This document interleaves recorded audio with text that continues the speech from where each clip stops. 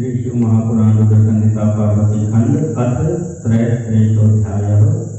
वशिष्ठ पत्नी अरुंधति द्वारा मेना को समझाना तथा सप्तर्षियों द्वारा हिमालय को शिव महात्म्य बताना। विषय मुख्य जगत पिता शिव प्रोक्तो जगन्माता शिवा मता तस्माद्देया त्वया कन्या शंकराय महात्मने एवं कृत्वा हिमगिरे साधकं ते भवेज्जनुः जगत गुरुस्त्वं हि भविष्यसि न संशय। ऋषि बोले, हे हिमालय, शिव जी जगत के पिता कहे गए हैं और पार्वती जगत की माता मानी गई हैं, इसलिए आप अपनी कन्या महात्मा शंकर को प्रदान कीजिए। हे हिमालय, ऐसा करने से आपका जन्म सफल हो जाएगा और आप जगत गुरु के भी गुरु हो जाएंगे, इसमें संदेह नहीं है। ब्रह्मोवाच एवं वचनमाकर्ण्य सप्तर्षीणां मुनीश्वर प्रणम्य तान् करो बद्ध्वा गिरिराजो ब्रवीदिदम्। ब्रह्मा जी बोले, हे मुनीश्वर, ऋषियों के इस प्रकार के वचन को सुनकर उन्हें प्रणाम कर हाथ जोड़कर गिरिराज यह कहने लगे। हिमालय उवाच सप्तर्षयो महाभागा भवद्भिर्यजुभिदितं तत्प्रमाणीकृतं मे हि पुरैव गिरिशेच्छया इदानीमेक आगत्य विप्रो वैष्णवधर्मवान् शिवमुद्दिश्य सुप्रीत्या विपरीतं वचो ब्रवीत्।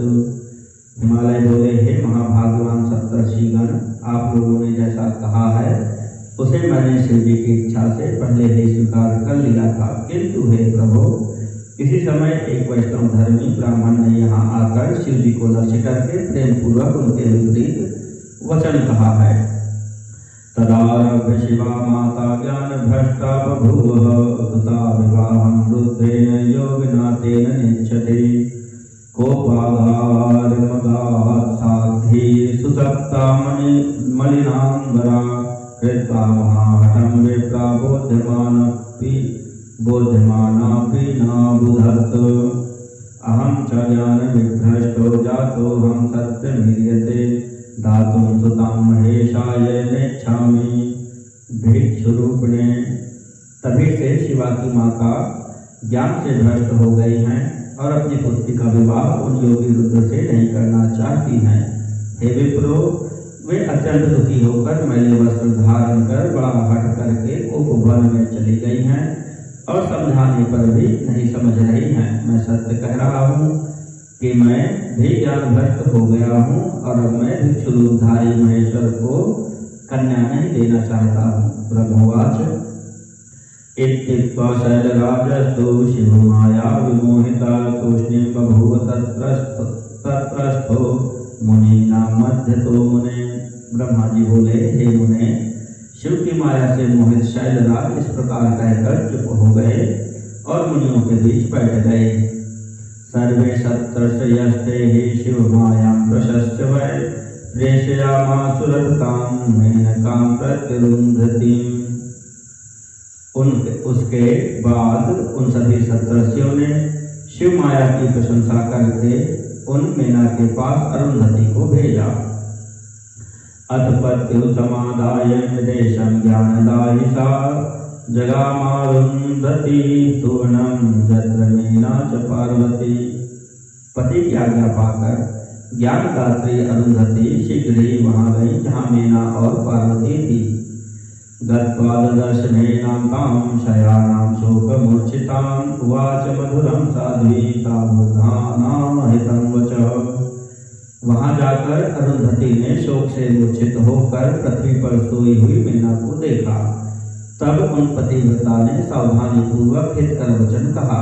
अरुंधति उवाच उत्तिष्ठ मेनके साध्वी त्वद्गृहे अमरुन्धति आगताम्यश्चापि सप्ताया काह कृपालवः। अरुंधति बोली, हे साध्वी मेनके, उठिए, मैं अरुंधति आपके घर आई हूँ तथा कृपालु सप्तर्षिगण भी आए हुए हैं। ब्रह्मोवाच अरुंधति स्वरं श्रुत्वा शीघ्रमुत्थाय मेनका उवाच शिरसा नत्वा तां पद्मामिव तेजसा। ब्रह्मा जी बोले, अरुंधति का स्वर सुनकर शीघ्रता से उठकर महालक्ष्मी के समान तेज युक्त अरुंधति को सिर झुकाकर प्रणाम करके मीना कहने लगी। मेनवाच अहो जगमिदं पुण्यमस्माकं पुण्य जन्मनां बधूर जगद्विधे पत्नी वसिष्ठस्यागते वै। मीना बोली, अहो आज हम पुण्यवानों का यह कितना बड़ा पुण्य है जो जगत के विधाता की पुत्र वधू एवं वशिष्ठ की पत्नी मेरे घर स्वयं आई हैं। किमर्थमागता देवी तन्मे ब्रूहि विशेषतः अहं दासी समाते ही सतुता करुणां कुरु। हे देवी, आप किस लिए आई हैं उसे मुझसे विशेष रूप से कहिए। पुत्री पार्वती सहित मैं आपकी दासी के समान हूँ, आप कृपा कीजिए। ब्रह्मोवाच इत्युक्ता मेनका साध्वीभूतयित्वा च तां बहु तत्रागता च सुप्रीता यत् सप्तर्षयोऽपि ते अथ शैलेश्वरं ते च बोधयामासुरादरात् स्मृत्वा शिवपदद्वन्द्वं सर्वे वाक्यविशारदाः। ब्रह्मा जी बोले, मीना ने इस प्रकार कहा तब साध्वी अरुंधति उन्हें बहुत समझाकर प्रेम पूर्वक वहां गई जहाँ सप्तर्षिगण विराजमान थे। इधर वाक्य विशारद सभी महर्षिगण भी शिव के चरण युगल का स्मरण करके आदर के साथ गिरिराज को समझाने लगे। ऋषयजु शैलेन्द्र सूर्यतां वाक्यमस्माकं शुभकारणं शिवाय पार्वतीं देहि संहर्तु श्वशुरो भव। अयाचितारं सर्वेषां प्रार्थयामास यत्नतः कारकस्य विनाशाय ब्रह्मा संबन्धकर्मणि नो सुखोदार संयोगे शंकरो योगिनां वराहविदे प्रार्थनया देवस्तव कन्यां ग्रहीष्यति। देव ऋषि बोले, हे शैलराज, आप हम लोगों का शुभ कारक वचन सुने। आप पार्वती का विवाह शिव के साथ कर दीजिए और संहारकर्ता शिव जी के श्वशुर बन जाइए। तारकासुर के वध के निमित्त ब्रह्मा जी ने इस विवाह को करने के लिए उन अयाचक सर्वेश्वर से प्रयत्न पूर्वक प्रार्थना की है। यद्यपि योगियों में श्रेष्ठ होने के कारण सदाशिव इस दान संग्रह कार्य के लिए उत्सुक नहीं है, किंतु ब्रह्मा जी के द्वारा बहुत प्रार्थना करने पर वे आपकी इस कन्या को ग्रहण करेंगे। दुहितुस्ते तपस्तप्तं प्रतिज्ञानं चकार सह हेतुद्वयेन योगीन्द्रो विवाहं च करिष्यति। आपकी कन्या ने भी शिव जी को वर रूप में प्राप्त करने हेतु बड़ा तप किया है, इसलिए उन्होंने उसे वर दिया है। इन्हीं दो कारणों से वे योगीन्द्र विवाह करेंगे। ब्रह्मोवाच ऋषीणां वचनं श्रुत्वा प्रहसत् स हिमालयः उवाच किंचिद्भीतस्तु परम विनय पूर्वकम। ब्रह्मा जी बोले, ऋषियों की यह बात सुनकर हिमालय हंस करके फिर कुछ भयभीत होकर विनय पूर्वक इस प्रकार कहने लगे। हिमालय उवाच शिवस्त्रिदाद सामग्रीं नहि पश्यामि कांचन कंचिदाश्रयमैश्वर्यं कं वा स्वजन बान्धवं नेच्छाम्यति विनिर्लिप्त योगिने स्वां सुतामहं यूयं वेद विधातुश्च पुत्रा वदत निश्चितम्। हिमालय बोले, मैं शिव के पास कोई राजोचित सामग्री नहीं देख रहा हूँ, न उनका कोई आश्रय और ऐश्वर्य दिखाई पड़ रहा है, न तो कोई उनका सगा संबंधी दिखाई पड़ता है। मैं अत्यंत निर्लिप्त योगी को अपनी पुत्री नहीं देना चाहता हूँ। आप लोग तो ब्रह्मदेव के पुत्र हैं, आप लोग भी निश्चित बात बताएं। वरायानुरूपाय पिता कन्यां ददाति चेत कामान् मोहाद् भयात् लोभात् नष्टो नरकं व्रजेत। यदि पिता काम मोह भय तथा लोभवश अपनी कन्या प्रतिकूल वर को प्रदान करता है तो वह नष्ट होकर नरक में जाता है। नहि दास्याम्यहं कन्यामिच्छया शूलपाणये यद् विधानं भवेद्योग्यं रक्षयस्तद् विधीयताम्। मैं स्वेच्छा से इस कन्या को शंकर को नहीं दूंगा। हे ऋषियों, अब जो उचित विधान हो उसे आप लोग करें। ब्रह्मवाच इत्याकर्णवचस्तस्य हिमांगस्य मुनीश्वर प्रत्युवाच वसिष्ठस्तं तेषां वाक्यविशारदः। ब्रह्मा जी बोले, हे मुनीश्वर, हिमालय के इस प्रकार के वचन को सुनकर उन ऋषियों ने वाक्य विशारद वशिष्ठ जी उनसे कहने लगे। वशिष्ठवाच शृणु शैलेश मद्वाक्यं सर्वथा ते तावहं धर्म विरुद्धं सत्यं च परत्रेयमुदावहम् वचनं त्रिविधं शैले लौकिके वैदिकेऽपि च सर्वं जानाति शास्त्रज्ञो निर्मला ज्ञानचक्षुषा। वशिष्ठ जी बोले, हे शैलेंद्र, आप मेरी बात सुनिए, जो आपके लिए सर्वथा हितकर धर्म के अनुकूल सत्य और श्लोक तथा परलोक में आनंद प्रदान करने वाली है। हे शैल, लोक एवं वेद में 3 प्रकार के वचन होते हैं। शास्त्र का ज्ञाता अपने निर्मल ज्ञान रूपी नेत्र से उन सबको जानता है। असत्यं हितं पश्चात सांप्रतं श्रुति सुंदरं सुबुद्धिर्वक्ति शत्रुर्हि हितं नैव कदाचन। जो वचन सुनने में सुंदर लगे पर असत्य एवं अहितकारी हो, ऐसा वचन बुद्धिमान शत्रु बोलते हैं। ऐसा वचन किसी प्रकार हितकारी नहीं होता। आदाव प्रीतिजनकं परिणामे सुखावहं दयालुर्धर्मशीलो हि बोधयत्येव बान्धवः सुति मात्रात् सुधातुल्यं सर्वकाल सुखावहं सत्यसारं हितकरं वचनं श्रेष्ठमीप्सितम्।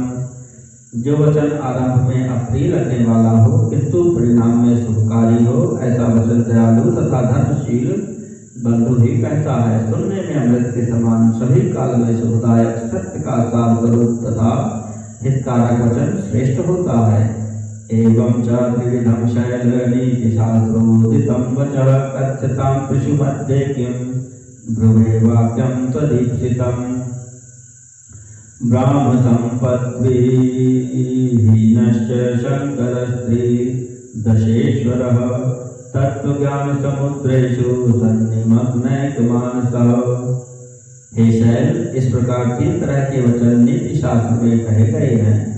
अब आप यही बताइए कि इन 3 प्रकार के वचनों में हम लोग किस प्रकार का वचन बोले जो आपके अनुकूल हो। देवताओं के स्वामी शंकर जी ब्रह्म ज्ञान से संपन्न है, रजोगुणी संपत्ति से विहीन है तथा मन तत्व ज्ञान के समुद्र में सदा निमग्न रहता है। ज्ञानानंदस्येश्वरस्य ग्राह्य वस्तुषु स्पृहा गृहीरदाति स्वसुतां राज संपत्तिशालिने। ऐसे ज्ञान तथा आनंद के ईश्वर सदाशिव को रजोगुणी वस्तुओं की इच्छा किस प्रकार हो सकती है। गृहस्थ अपनी कन्या राज संपत्तिशाली को देता है। कन्यकां दुखिने दत्वा कन्या घाती भवेत् पिता को वेद शंकरो दुखी कुबेरो यस्य किंकरः।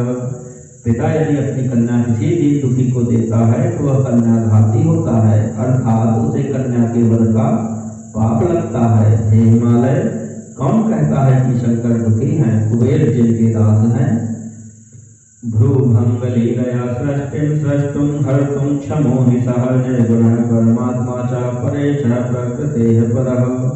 वे शिव जी तो अपनी भंगिमा की लीला मात्र से संसार का सृजन और संहार करने में समर्थ हैं। वे निर्गुण परमात्मा परमेश्वर और प्रकृति से सर्वथा परे हैं। यस्य च त्रिविधा मूर्तिर्विधातु सृष्टि कर्मणि सृष्टि स्थितित्यंत जननी ब्रह्म विष्णु हराभिधा।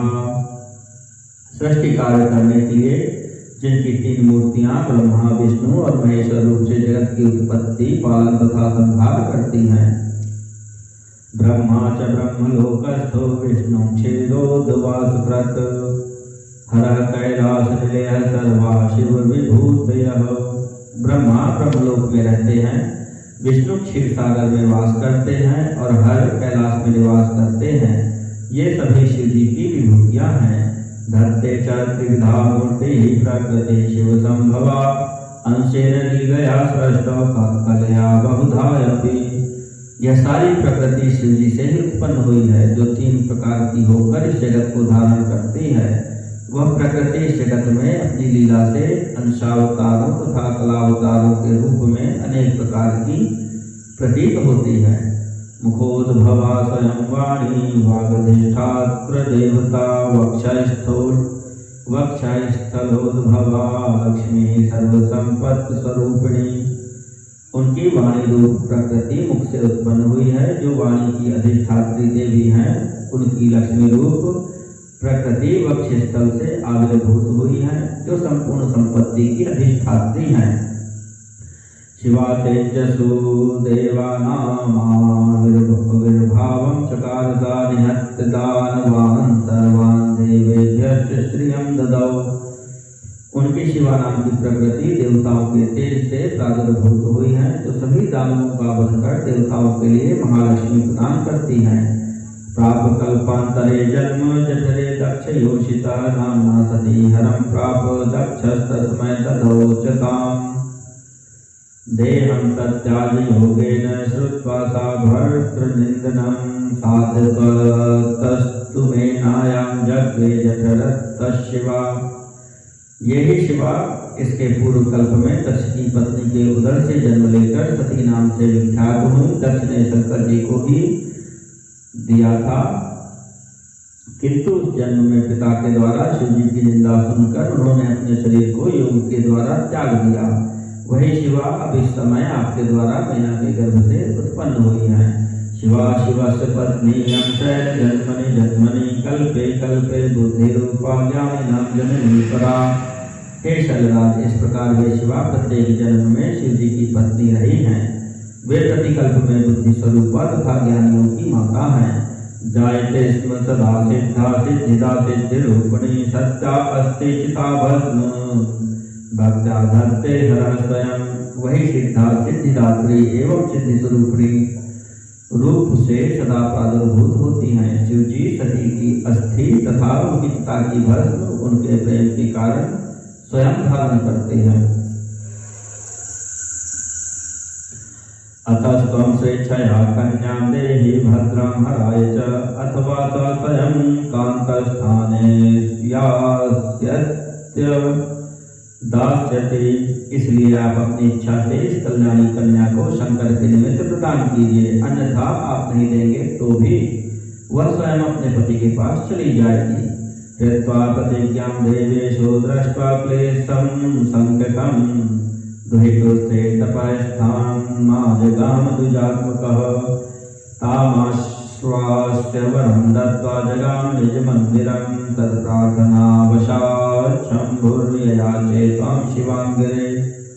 वे देवेश प्रतिज्ञा करके और यह देख कर कि आपकी कन्या ने असंख्य क्लेश प्राप्त किए, तब ब्राह्मण रूप धारण कर उसके तप स्थान पर गए थे और उसे आश्वस्त करके वर देकर अपने स्थान पर लौट आए।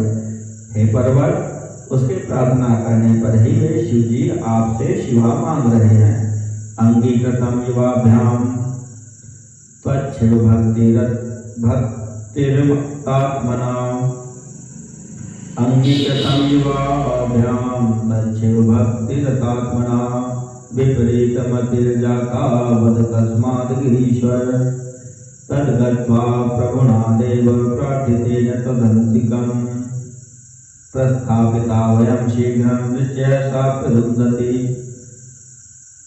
उस समय आप दोनों ने शिव भक्ति में निरत रहने के कारण उन्हें पार्वती को देना स्वीकार भी कर लिया, किंतु हे गिरीश्वर, अब आप दोनों की ऐसी विपरीत बुद्धि क्यों हो गई, इसे बताइए। आप सदाशिव पार्वती की प्रार्थना हेतु जब सदाशिव पार्वती की प्रार्थना हेतु तुम्हारे पास आए थे और तुमने उसे अस्वीकार कर दिया, तब यहाँ से लौटकर उन्होंने हम ऋषियों को तथा अरुंधति को शीघ्र ही भेजा है। शिक्षयामो वयं त्वां हि देहि रुद्राय पार्वतीमेवं कृते महानंदो भविष्यति गृहीतौ। इसलिए हम लोग आपको उपदेश देते हैं कि आप इस पार्वती को शीघ्रता से रुद्र को प्रदान कीजिए। हे शैल, ऐसा करने से आपको महान आनंद की प्राप्ति होगी। शिवां शिवाय शैलेन्द्र स्वेच्छया चेन्न दास्यति भविता तद्विवाहोत्र भवितव्य बलेन हि। हे शैलेन्द्र, यदि आप इस शिवा को शिव के लिए अपनी इच्छा से नहीं देंगे तो भी भवितव्यता के बल से यह विवाह अवश्य ही होगा। वरम ददौ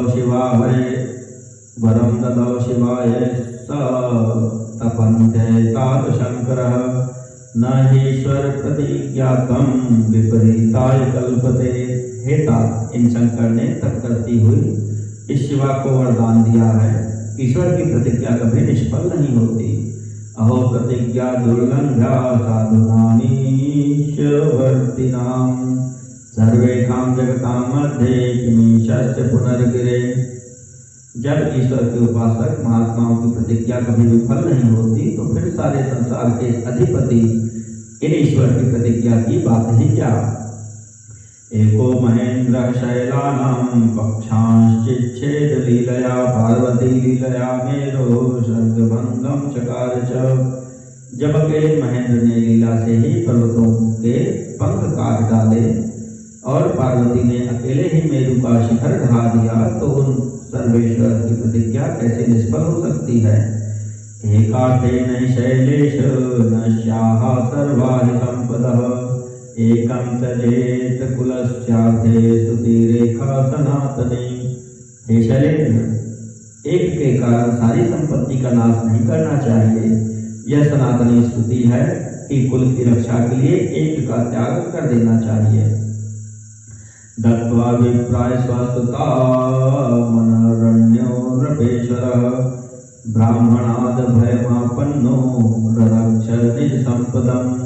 हे शैलेश्वर, पूर्व काल में अनरण्य नामक राजेश्वर ने अपनी कन्या ब्राह्मण को देकर उसके शाप के भय से अपनी संपत्ति की रक्षा की थी।